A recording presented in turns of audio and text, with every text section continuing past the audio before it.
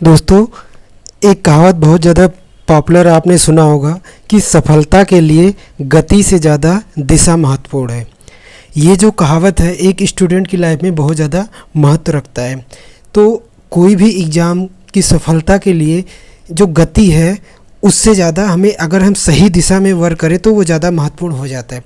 घटना चक्र पुनरावलोकन के बारे में ये कोड जो है वो बहुत ही अप्रोप्रिएट बैठता है। इसको हम अभी डिटेल से समझते हैं कि आखिर जो घटना चक्र है अलग अलग सब्जेक्ट की इतनी मोटी मोटी बुकें हैं उनको कैसे पढ़ा जाए, या उसका जो सब्स्टिट्यूट घटना चक्र वालों ने प्रोवाइड करवाया है कि ये जो पॉइंटर उसको कैसे हेल्प करता है, और कई सारे जुड़े जो भ्रम है घटना चक्र के बारे में उसको मैं आपको दूर करने की कोशिश करता हूँ। दोस्तों, मैं पवन मिश्रा आपका रघुवीर IAS अकेडमी में स्वागत करता हूँ। दोस्तों, किसी भी वन डे एग्ज़ाम में जो सिलेक्शन होता है उसकी कुछ स्पष्ट रणनीति होनी चाहिए, और अगर वो रणनीति हमें सही दिशा में पता है और अगर हम उस सही दिशा में मेहनत कर दें, थोड़ा सा भी मेहनत कर दें, तो हमारी सफलता को कोई रोक नहीं सकता। दोस्तों, घटना चक्र पूर्वावलोकन जो है उसकी जितनी भी 6 या 7 सीरीज हैं सबकी अलग अलग सब्जेक्ट के अपने ढेर सारे उसमें क्वेश्चन दिए रहते हैं। आप पूरे साल भर घटना चक्र पूर्वावलोकन को पढ़ते हो, और फिर जब पढ़ते हो तो फिर उसमें एक बार पढ़ते चले जाते हो, फिर याद नहीं होता, फिर उसमें कुछ का कॉन्सेप्ट नहीं क्लियर होता। तो ऐसा क्या है, मतलब कि घटना चक्र को अगर हम पढ़ रहे हैं तो कैसे पढ़ें जिससे हमारी मैंने जो भी आपसे कोट बताया कि गति से ज़्यादा दिशा महत्वपूर्ण है, तो हमारी जो दिशा है वो कैसे महत्वपूर्ण रहे। दोस्तों, किसी भी वनडे एग्ज़ाम में जो सिलेक्शन होता है या कोई भी एग्ज़ाम में जो किसी भी वनडे एग्जाम में, मतलब जिसमें MCQ टाइप के क्वेश्चन आते हैं, उसमें सफलता की रणनीति क्या होनी चाहिए। दोस्तों, एक कहावत आपने सुनी होगी कि सफलता का कोई शॉर्टकट नहीं होता है। तो there is no shortcut in success. पर सफलता जो है उसका शॉर्टकट नहीं होता, ये बिल्कुल सही है। ऐसा नहीं है कि आपको, अगर सपोज करो कि घटना चक्र की 7 बुकें या 6 या 7 बुकें आपको पढ़नी है सारी बुकें, तो अब उसका शॉर्टकट ये हो गया कि आप 1 या 2 बुक पढ़ के काम चला सकते हो, या फिर आप सिंपली कहो कि मैं 4 चैप्टर पढ़ लूँगा, 5 चैप्टर पढ़ लूँगा, या यहाँ से इंपॉर्टेंट 10 क्वेश्चन जो आप जनरली देखते हो हर वीडियो में कि ये टॉपिक इंपॉर्टेंट पढ़ लीजिए, ये हो जाएगा। शॉर्टकट का मतलब ये होता है कि ऐसे रास्तों पे चलना। लेकिन क्या होता है कि एग्ज़ाम के पैटर्न बदलते रहते हैं, तो अगर आपको श्योर सफलता चाहिए होता है तो आपको एक हॉलिस्टिक प्लान बनाना पड़ता है। जो इम्पॉर्टेंट है उनको तो पढ़ना ही पड़ता है, लेकिन जो ना इम्पॉर्टेंट है उनको भी एक प्रॉपर स्ट्रेटजी के साथ पढ़ना पड़ता है। तो सफलता का शॉर्टकट तो नहीं होता है, लेकिन मेरे नज़रों में सफलता का स्मार्ट कट ज़रूर होता है। और ये जो स्मार्ट कट है आज मैं बताऊँगा कि घटना चक्र को पढ़ने का स्मार्ट कट क्या हो सकता है। जो भी घटना चक्र पूर्वावलोकन है, जितनी भी सारी बुकें हैं, उनको पढ़ने का स्मार्ट कट क्या हो सकता है। तो मैं इस बात से बिल्कुल सहमत हूँ, और आप भी समझ रहे होंगे कि सफलता का शॉर्टकट नहीं होता है और उसका स्मार्ट कट होता है। और घटना चक्र पढ़ने का स्मार्ट कट आज मैं आपको बताऊँगा कि वो स्मार्ट कट क्या है। दोस्तों, कोई भी स्मार्ट कट होता है उसको हम स्मार्ट कट तभी कहेंगे जब वो एक फुल प्रूफ स्ट्रेटजी होगा। फुल प्रूफ स्ट्रेटजी का मतलब ये है कि फिर आप अगर UPPCS का एग्ज़ाम दे रहे हो, BPSC का दे रहे हो, RO ARO का दे रहे हो, तो आप ऐसा होना चाहिए कि आप जो भी आपने स्मार्ट कट लिया है, जो भी आपने स्मार्ट रास्ता चुना है, उससे आपको श्योर सफलता मिल जाए। ऐसा नहीं कि पेपर में कुछ चेंजेज हो गए तो इस बार नहीं हो पाया, या मेरी स्ट्रेटजी में यही पढ़ के ज़्यादा गया था और यहाँ से ज़्यादा क्वेश्चन आ गए तो इसलिए मेरा नहीं हो रहा है। स्मार्ट कट जो है हर पहलू को कवर करता है। तो दोस्तों, जो स्मार्ट कट होता है उसके 2 कंपोनेंट होंगे, आप समझ रहे होंगे। एक तो होता है कॉन्सेप्ट बिल्डिंग और एक होता है फैक्ट्स। तो जैसे अगर मैं घटना चक्र पूर्वावलोकन की एक सपोज करो ज्योग्राफी की बुक उठाता हूँ, तो आप जनरली क्या करते हो, चैप्टर 1 से पढ़ना स्टार्ट करते हो और अंत तक पढ़ते चले जाते हो। आप उसमें पहले 1-2 पेज का जो नोट दिया रहता है वो पढ़ते हो, फिर अलग अलग एग्जाम में जो भी क्वेश्चंस आए हुए हैं उनको हम पढ़ते हैं। ठीक है, उनको एक एक करके पढ़ते हैं और फिर उनका एक्सप्लेनेशन पढ़ते चले जाते हैं। तो उसमें कॉन्सेप्ट भी थोड़ा हमारा कवर हो जाता है और फैक्ट भी कवर हो जाता है। हालांकि घटना चक्र पूर्वावलोकन से सारे कॉन्सेप्ट नहीं क्लियर हो पाते, मैं आपको बार बार कह रहा हूँ, और आप ये चीज़ फील भी करते हो कि कई सारे क्वेश्चन में जो एक्सप्लेनेशन है उससे आप सहमत नहीं हो पाते या आप उससे सेटिस्फाई नहीं हो पाते। ठीक है, पर हमारा जो घटना चक्र पूर्वावलोकन है ये मैं कह सकता हूँ कि वो कॉन्सेप्ट और फैक्ट दोनों को लेके चलता है, ये बात तो मैं मानता हूँ।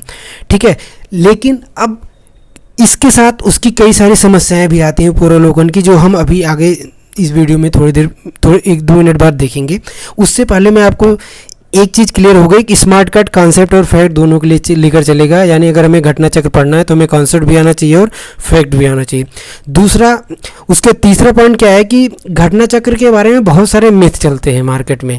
आपने सुना होगा, कई सारे टॉपर्स की स्ट्रेटजी सुनी होगी और बहुत लोगों से सुना होगा कि भाई अगर कोई एग्ज़ाम क्लियर करना है तो घटना चक्र पढ़ना ही पड़ेगा, वन डे एग्ज़ाम है अगर, और हमें PIQ देखना है तो घटना चक्र देखना है, ठीक है। और फिर उसमें कहेंगे कुछ लोग कि घटना चक्र नहीं, घटना चक्र से अच्छा पॉइंटर देख लो, या फिर आप कहेंगे कि लूसेंट देख के चले जाओ, या फिर जो भी अरिहंत पब्लिकेशन की अलग अलग बुकें आती हैं। तो उस ऐसे कई सारे भ्रम जो है घटना चक्र को लेके और उससे जुड़े कई सारे फैक्ट को लेके चलते रहते हैं कि घटना चक्र को पेज टू पेज पढ़ना है, या घटना चक्र के नोट्स बना लो आप, या किसी मार्केट में कोई नोट्स उठा लो। तो बहुत सारे भ्रम चलते रहते हैं। तो मेरा काम क्या है, आपको घटना चक्र पूर्वावलोकन के बारे में जितना भी भ्रम है उसको तोड़ते हुए एक सटीक और स्पष्ट रणनीति मैं आपके सामने प्रस्तुत करूं, जिससे घटना चक्र पूर्वावलोकन के सारे क्वेश्चन आपके कंप्लीट हो जाएं और GS में जो है वो जितना भी कटा जाता है उसे 15 से 20 मार्क्स जो है ऊपर ही रहे। हम पेपर कैसा भी आए हमें तो सफलता चाहिए ही चाहिए। तो ये वाली रणनीति जो है ये आती है एक स्मार्ट कट से, जो मैं अब आपके सामने प्रस्तुत करता हूँ कि घटना चक्र पूर्वावलोकन को पढ़ने की रणनीति होनी क्या चाहिए। दोस्तों, जो बेस्ट रणनीति है वो हमारी है, यानी जो हमारी स्मार्ट कट वाली रणनीति वो क्या है। देखो, सिंपल सी बात है, बेसिक्स तो हमारे क्लियर होने चाहिए, बुनियादी जो अवधारणाएं हैं वो हमारे क्लियर होने चाहिए। तो उसके लिए जनरली हम लोग क्या करते हैं, NCERTs पढ़ते हैं, ठीक है, या फिर हम कोई वीडियोस देखते हैं अगर हमारा कोई टॉपिक वीक्स होता है, या फिर हमने अगर कहीं पे कोचिंग किया है तो उसके नोट्स रिफ़र करते हैं, या वहाँ पे जो भी कॉन्सेप्ट था उसको हम लोग क्लियर करके अपना जो बेसिक है वो क्लियर करते हैं। घटना चक्र दोस्तों दूसरे स्टेप पे आता है कि जब थोड़ा बहुत आपका बेसिक क्लियर होता है तब हम क्या करते हैं, घटना चक्र पढ़ना स्टार्ट करते हैं कि भाई चूँकि कोई भी एग्ज़ाम बनता है और स्पेशली जो स्टेट PCS के एग्ज़ाम होते हैं, या फिर जो छोटे लेवल के RO एग्ज़ाम होते हैं, या पेट के एग्ज़ाम होते हैं, उनमें क्या होता है कि कोई एग्ज़ाम में जो क्वेश्चन आया होता है उसी क्वेश्चन को वो क्या करते रहते हैं, रिपीट करते रहते हैं। तो हम बार बार क्या करते हैं, जब प्रीवियस ईयर रिवाइज करते रहते हैं घटना चक्र से, तो हमारे कई सारे क्वेश्चन सॉल्व सही होने की संभावना बढ़ जाती है, ठीक है। तो इसके लिए हमारे पास दो ऑप्शन आता है घटना चक्र को जो हम पढ़ते हैं कि हम क्या पूर्वावलोकन पढ़ लें या घटना चक्र का पॉइंटर रिफर करें। दोस्तों, पूर्वावलोकन जब हम पढ़ते हैं तो हमें उसमें हर एक क्वेश्चन के पीछे उसका डिटेल्स दिया होता है, उससे रिलेटेड कॉन्सेप्ट जो मैंने बताया आपको वो भी दिए रहते हैं, ठीक है। तो हर क्वेश्चन का हमें एक्चुअली ऐसा नहीं कि हमें बस लूसेंट की तरह रटना हो जाता है कि ये है, ये है, भाई ये है तो उसका कारण क्या है ये भी बताया होता है, ये तो मैं मानता हूँ घटना चक्र में। लेकिन इसके साथ घटना चक्र पूर्वावलोकन के इशू क्या हो जाता है कि घटना चक्र पूर्वावलोकन की जो बुक है वो बहुत ज़्यादा बल्की हो जाती है। दोस्तों, 600 से 700 पेज के बीच में घटना चक्र की अगर हम एनवायरनमेंट वाली बुक छोड़ दें तो हर बुक है। अब आप सोचो, अगर 650 पेज की मान रहे हो और अगर ऐसे 6 बुक हो गए तो लगभग 3300 पेज में आप क्या इतने सारे पेज पढ़ के सारे को रिवाइज करके और एग्ज़ाम के दिन आउटपुट दे पाओगे? दोस्तों, मैं स्टेट PCS को 3-4 बार क्वालिफाई कर चुका हूँ, प्रीलिम्स मेंस दोनों, और UPSC को भी मैं लगातार 5 बार क्वालिफाई किया हूँ।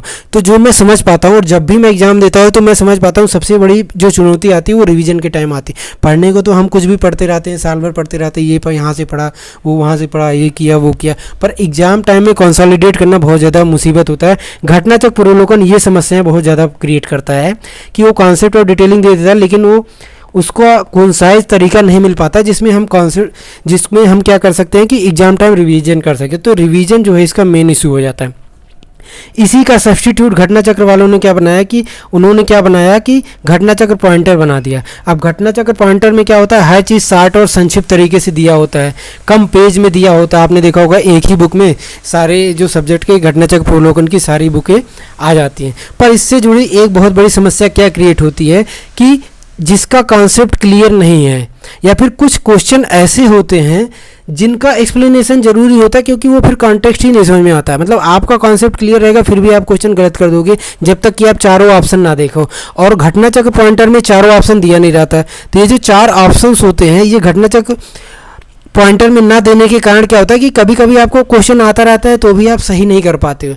अब चूँकि क्या होता है ना कि हमें बेस्ट अप्रोप्रिएट आंसर लिखना होता है ना। जैसे मैंने उस दिन बताया था जो प्रीवियस क्लास थी कि उसने पूछा था कि टाइम का निर्धारण कैसे दिए करते हैं, तो उसमें प्राइम मेरिडियन भी दिया था और लॉन्गिट्यूड भी दिया था। अब अप्रोप्रिएट आंसर तो प्राइम मेरिडियन होगा ना, पर क्या लॉन्गिट्यूड गलत ऑप्शन होगा? नहीं, क्योंकि प्राइम मेरिडियन भी तो एक लॉन्गिट्यूड ही होता है। तो घटना चक्र पॉइंटर के साथ इशू ये आएगा कि जो क्वेश्चन हमारे ऑप्शन से सॉल्व होते हैं या जो बेस्ट अप्रोप्रिएट आंसर होते हैं उसको नहीं पता चलता, साथ में कोई भी कॉन्सेप्ट नहीं दिया होता है। तो अब हमारे पास भ्रम आता है कि भाई पूर्वावलोकन भी कुछ फ़ायदे हैं और घटनाचक्र पॉइंटर के भी कुछ फ़ायदे हैं, लेकिन पूर्वावलोकन के इसके साथ कुछ नुकसान भी हैं और घटनाचक्र पॉइंटर के इसके साथ कुछ नुकसान भी है। इसको मैं आपको एक रियल लाइफ एग्जांपल के साथ दिखाता हूँ। दोस्तों ये मुझे एक घटनाचक्र का क्वेश्चन मिला है जिसमें क्या बोल रहा है कि कथन में बोल रहा है कि तिथि निर्धारक रेखा जो है, तिथि निर्धारक रेखा पर ग्रीनविच से 12 घंटे अंतर है। यानी जो हमारा वो डेट लाइन है वो ग्रीनविच से 12 घंटा का अंतर है। तो हाँ, हमारा जो तिथि निर्धारक रेखा है वो क्या है कि 180 जो इंटरनेशनल डेट लाइन है 180 डिग्री पे मानी जाती है, ठीक है। और जो ग्रीनविच है वो 0 डिग्री है। तो जो 15 डिग्री में क्या होता है, 15 डिग्री जो हमारा 15 डिग्री होता है वो 1 घंटे के बराबर होता है। तो 180 डिग्री में क्या हो जाएंगे, 12 घंटे हो जाएंगे। तो ये स्टेटमेंट जो है बिल्कुल सही है। और इसका रीज़न क्या दिया है कि तिथि निर्धारक रेखा 180 डिग्री पर स्थित है, तो ये इसका बिल्कुल करेक्ट आंसर है, ठीक है। तो यहाँ पे ए जो है सही है और आर भी करेक्ट है। तो अब घटना चक्र जो हमारा पूर्वावलोकन है उसमें ये क्वेश्चन डिटेल में देखो दिया है कि तिथि रेखा है 180 डिग्री देशांतर पर स्थित है, ग्रीनविच से 180 का अंतर होगा, फिर वो 1 मिनट को कैलकुलेट करके 720 मिनट यानी 12 घंटे का अंतर, सब कुछ अच्छे से एक्सप्लेन कर दिया। ये है दोस्तों घटनाचक्र पूर्वावलोकन का क्वेश्चन। इसी क्वेश्चन को जब हम घटनाचक्र पॉइंटर में देखते हैं तो ये क्या कहता है तिथि निर्धारक रेखा ग्रीनविच से 12 घंटे अंतर है।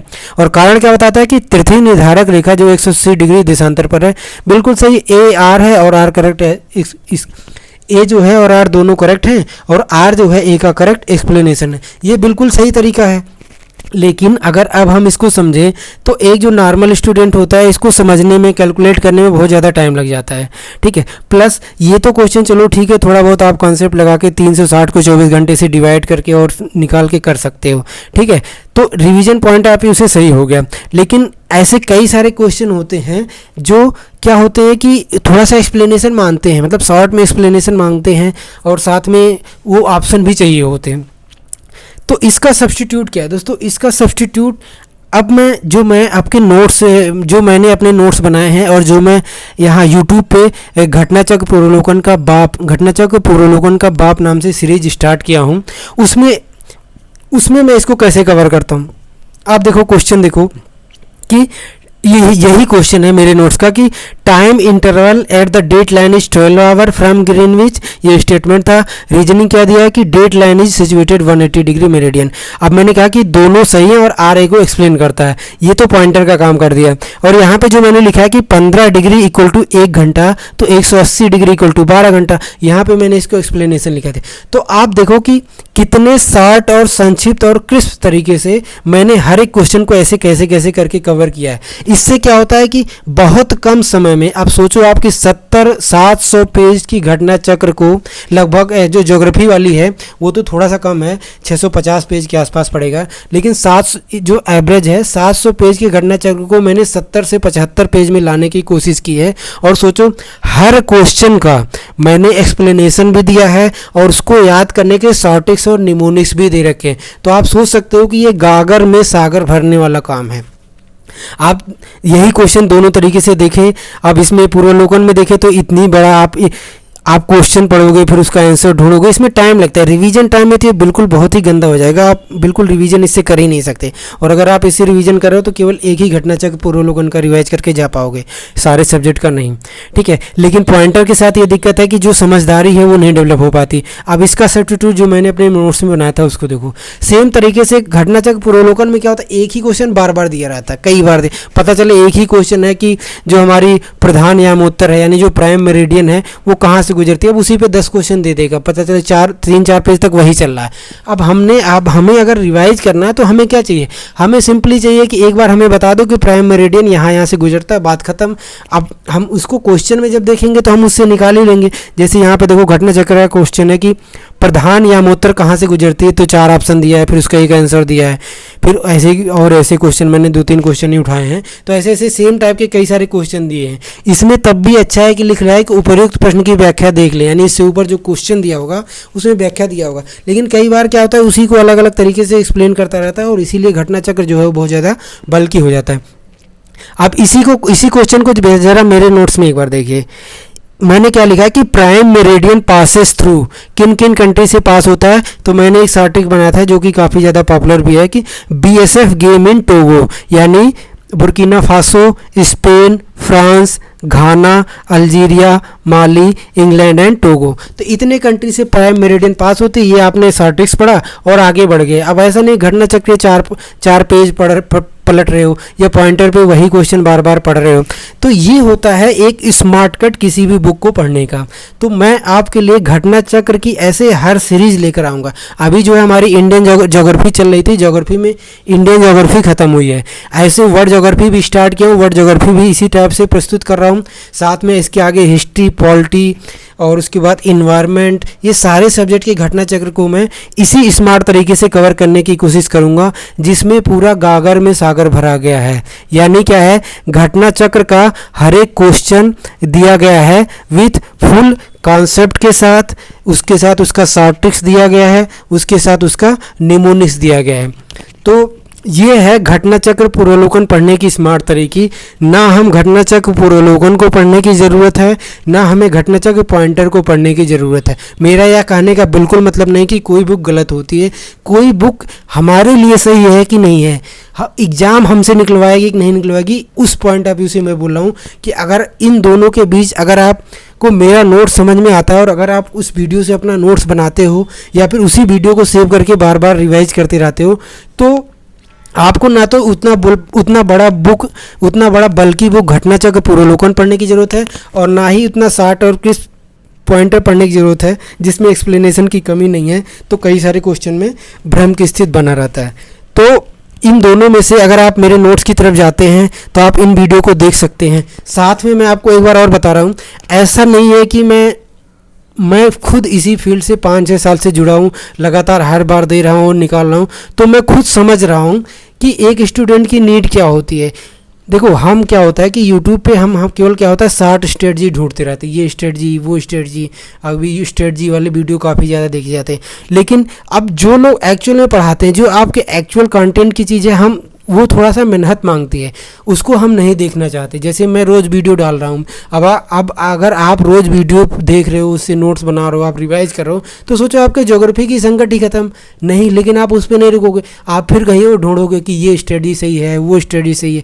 कोई कहेगा ज्योग्राफी बस 3 घंटे में ख़त्म कर लो, कोई कहेगा ज्योग्राफी बस 5 घंटे में ख़त्म कर लो। तो हम स्ट्रेटजी की तरफ ज़्यादा भागते हैं। लेकिन मैं आपको एक ऐसा फुल प्रूफ तरीका बता रहा हूँ। मेरा बिल्कुल इतना इंटेंशन है कि मैं इन सारे एग्ज़ामों से कई सालों से जुड़ा हूँ, कई सारे भ्रम से मैं भी होकर गुजरा हूँ। मैंने पॉइंटर भी पढ़ा है, घटना चक्र पूर्वावलोकन भी पढ़ा, और उसके बाद मुझे समझ में आया कि ये आपकी एक्चुअल नीड है। ठीक है, तो आप वीडियो को लगातार देखिए, उनके नोट्स बनाइए, और मैं कुछ दिन में, आज या कल में, मैं घटना चक्र पूर्वावलोकन का जो है मास्टर वीडियो भी रिलीज करूंगा। यानी पूरी इंडियन ज्योग्राफी एक वीडियो में या 2 पार्ट में कवर हो जाएगी, और ऐसे पूरे वर्ल्ड ज्योग्राफी एक वीडियो में कवर हो जाएगा। ठीक है, तो मैं आपसे आशा करता हूं कि आपका समय बहुत ज़्यादा महत्वपूर्ण है, तो समय ऐसी दिशा में लगाइए कि कम समय में ज़्यादा सफलता आपको मिल जाए। मैं फिर उसी बात से ख़त्म करता हूँ कि सफलता के लिए दोस्तों गति से ज़्यादा दिशा की ज़रूरत होती है। धन्यवाद।